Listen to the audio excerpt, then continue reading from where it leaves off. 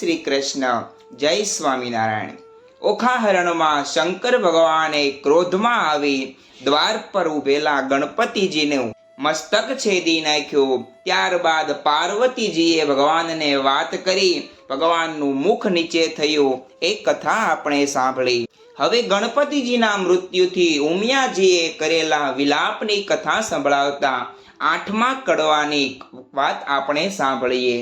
સુખદેવજી મહારાજ પરીક્ષિત રાજાને કહે છે, ગણપતિજીનું મૃત્યુ થતા પાર્વતીજી ભગવાન શંકરને કહે છે, વાડે વિના જુરે વેલડી, વાછરો વિના જુરે ગાય, બાંધવ વિના જુરે બેનડી, પુત્ર વિના જુરે માય, ધન ધાન્ય ને પુત્ર ધન, પુત્ર જ આગેવાન, જે ઘર પુત્ર નીપજો, તેના સુના બળે મસાણ, પુત્ર વિના ઘર પાંજરું, વન ઉભે અગ્નિ બાળીશ, શિવ સાથે મારો ગણપતિ, મારો પુત્ર ક્યાંથી મેળવીશ।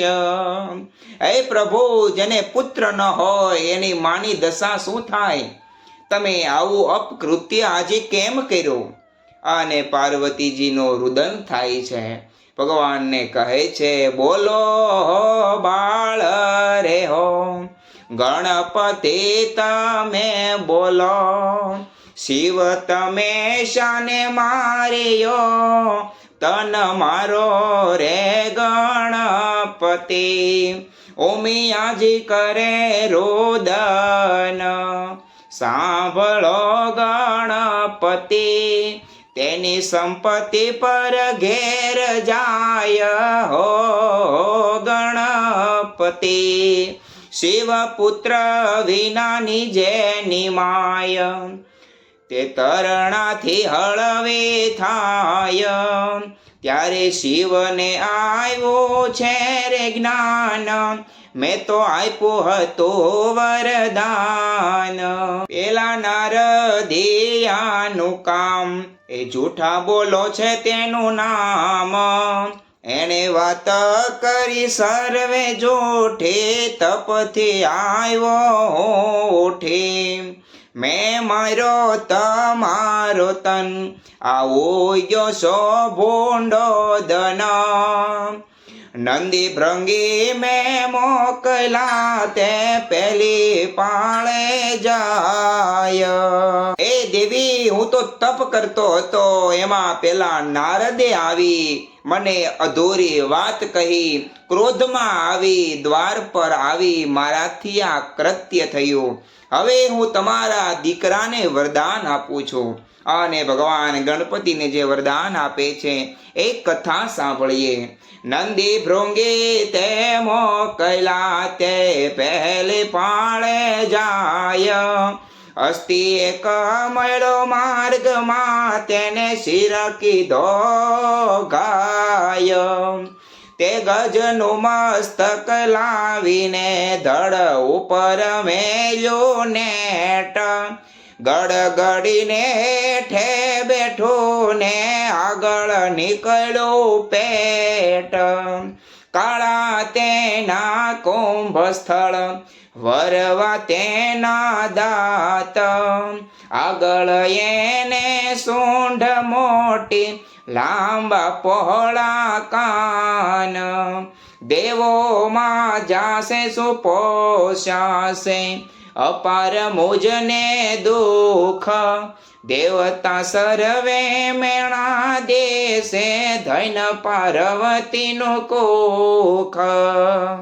ત્યારે શિવજી બોલિયા, સુણો વાત હે સતી, સૂર્યનર મુનિવર પૂજશે, ગણનાયક ગણપતિ, રૂપ ગુણ ને વાદ પડ્યા, ચાલ્યા રાજની દ્વાર, ગુણને આપા બેસણા, પછી રૂપને કર્યા જુહાર, રૂપ તો આપ્યા શિવે નાગરા, કોઈ જોગીને અવધૂત, ચતુરાઈ દીધી જે ચારણા વળે, કોઈ કોઈ રજપૂત, પુણ્ય વિના ધન ત્યાં કામનું, ક્યાં કામનો ઉદય વીણ કુંભ, એ બે વસ્તુ કશાન કામની, જેમ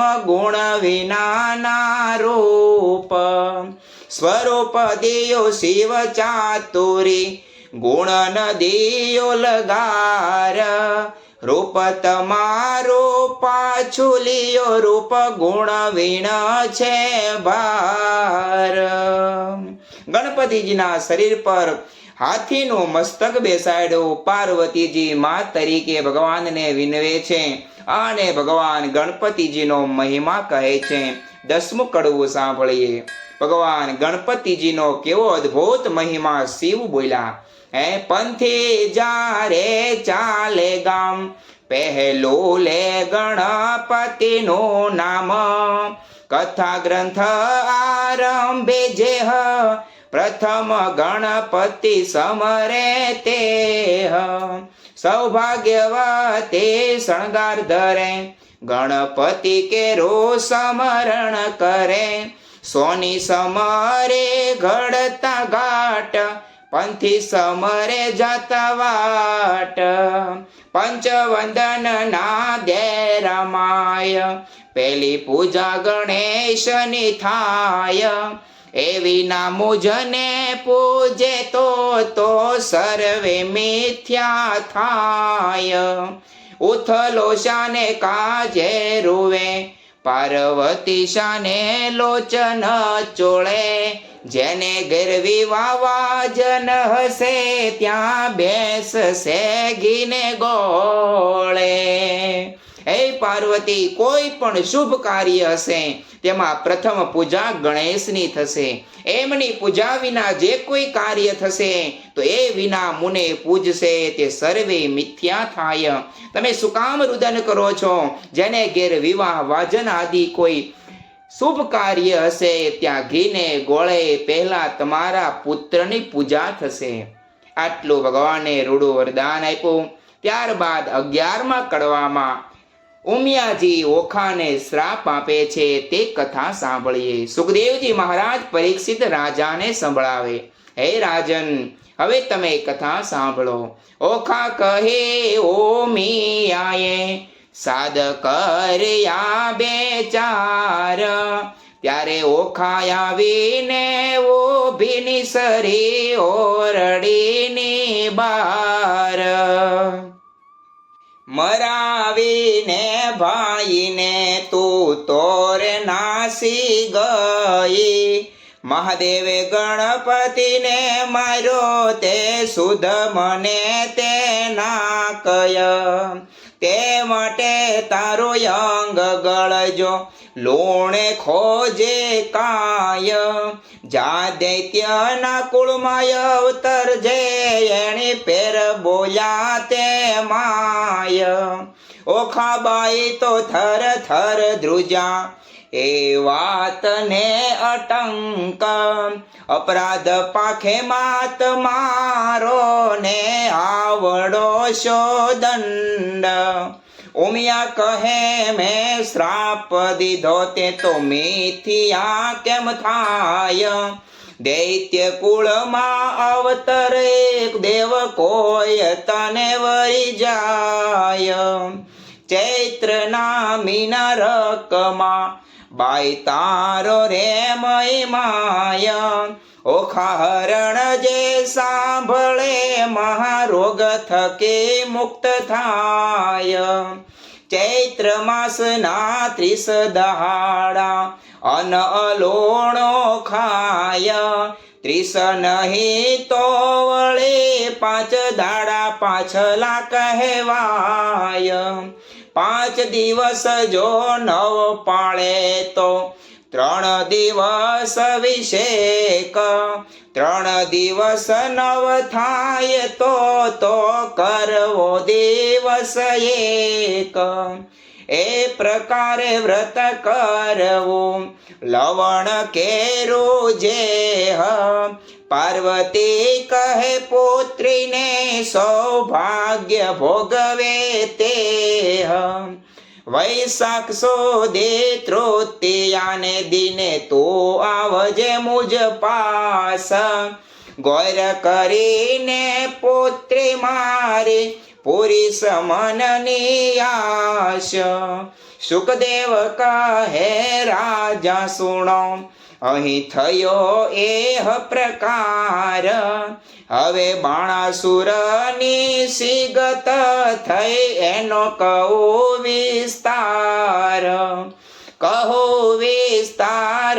એનો સુણો રાજા રે નિર્ધાર હવે બાણાસુર ત્યાં રાજ કરતો શોણિતપુરને મોજાર બાણાસુર ત્યાં રાજ કરતો શોણિતપુરને મોજાર પાર્વતીજીએ આ પ્રમાણે ઓખાને શ્રાપ આપ્યો તું તારા ભાઈને મૃત્યુ થયું એ વાત તે મને ન કીધી અને ભાગીને જતી રહી માટે તારા મીઠાની જેમ તારું દેહ ગળવા લાગશે દૈત્ય કુળમાં તારું અવતરણ થશે આટલો શ્રાપ આપ્યો ઓખાબાઈ ધ્રુજવા લાગી પાર્વતીજીની પાસે માફી માંગી દેવીએ આશીર્વાદ આપ્યો દૈત્ય કુળમાં તો અવતરણ થશે પરંતુ કોઈ દેવ દ્વારા તારું હરણ થશે આ પ્રમાણે ઓખાની હરણની કથાનું આપણને મહાત્મય બતાવ્યું પાર્વતીએ શ્રાપ આપ્યો ઓખાબાઈએ સામે વરદાન પણ મેળવ્યું ઓખા હરણ જે સાંભળે મહારોગ થકી મુક્ત થાય આવી દિવ્ય કથા સુખદેવજી રાજા પરીક્ષિતને સંભળાવે છે હવે બાણાસુરની શું વાત થઈ એ કથા સંભળાવતા 12મું કડવું સાંભળીએ રાય બાણાસુરને બારણે વાળવા આવી રે ચાંડાળ નિત્ય પડી રજવાળીને તે કર્યું જાકમ જાળ રાય મેળીએથી હેઠે ઉતર્યો ત્યારે થયો પ્રાતઃ કાળ મુખ આગળ આડી ધરી સાવરણી તે સાર રાય બાણાસુર વળતો વદે મનમાં પામી દુઃખ મુજને દેખી કેમ ફેરવો અલી તારું તેરે મુખ ત્યારે ચંડાળની વળતી વદે સાંભળી એ રાય તમે ઉચ્ચ અમો નીચ છીએ તો મુખ કેમ દેખાડાય ત્યારે બાણાસુર બોલ્યો સાંભળ રે ચંડાળણી નાર સાચું રે બોલ ને કામિની નહીતર મારું તને ઠાર ત્યારે ચંડાળની બોલી સાંભળો ને રાજન સાચું બોલું જેવો ઘટે તેવો દેજો મોને દંડ પ્રાતઃ કાળે જોઈએ નહીં વાંજ્યાનું વદન તમારે કાંઈ છોરું નથી સાંભળો રે રાજન ચંડાળ તો કોઈ એક નથી રાય 10 વિધના કહેવાય પેલો ચંડાળ એને કહીએ નદી ઉતરી નવનાય બીજો ચંડાળ એને કહીએ પુત્રીનું ધન જે ખાય ત્રીજો ચંડાળ તો કહીએ જે દુભવે માત પિતાય ચોથો ચંડાળ એને કહીએ પારકું ધન ને ખાય પાંચમો ચંડાળ એને કહીએ જેનું મેલું મન થાય છઠ્ઠો ચંડાળ એને કહીએ જેનું કર્માયુ વદન સાતમો ચંડાળ એને કહીએ નહીં તનિયા કે તન આઠમો નવમો ચંડાળ એને કહીએ હરે પર કિનાર. દસમો ચંડાળ તેને કહીએ જે કર્મે કરીને ચંડાળ. એક ચાંડાળન ભાઈ બાણાસુરને 10 પ્રકારના ચંડાળ બતાવે. હે મહારાજ, વાંજિયાનું મોઢું જોયું, તમારે કોઈ સંતાન નથી એટલે હું અવળું મોઢું કરી ગઈ, પણ એક નહીં પણ 10 વ્યક્તિને ચંડાળ કહેવાય. કેવો કોણ કોણ? પહેલો ચંડાળ એને કહીએ જે નદી ઉતરીને ન નાય. બીજો પુત્રીનું ધન ખાય એને બીજો ચંડાળ. માત પિતાની લાગણી હૃદયને દુભાવે એ ત્રીજો ચંડાળ. પારકું ધન ખાય ચોથો ચંડાળ. જેનું મન મેલું છે પાંચમો ચંડાળ. જેનું મોઢું હંમેશા કરમાયેલું રહે છઠ્ઠો ચંડાળ. પોતાનું સરખું શરીર નથી, નહીં તનિયા કે નહીં તણ, તે સાતમો ચંડાળ. પારકી નારીને હરે આઠમો અને નવમો ચંડાળ. અને કર્મે કરીને જે ચંડાળ એ 10મો ચંડાળ કીધો છે. 10 પ્રકારના ચંડાળના વર્ણન બાણાસુરની સામે એક ચાંડાળન ભાઈએ કર્યા છે. તો આ 10 પ્રકારમાંથી કોઈ પણ એક પ્રકારનું પણ કર્મ આપણા દ્વારા ન થાય એવા જાણપણું આપણે રાખીએ. એ આજની કથાનો સાર આપણે લઈએ. હવે બાણાસુર ભગવાન શિવની સામે જાય છે અને ભગવાન શંકર બાણાસુરને એનો ભૂતકાળ યાદ કરાવે છે. એ 14મા કડવાની કથા આપણે પછી સાંભળીશું. એ કથા સાંભળીએ ત્યાં સુધી આપ સર્વેને જય શ્રી કૃષ્ણ, જય સ્વામિનારાયણ.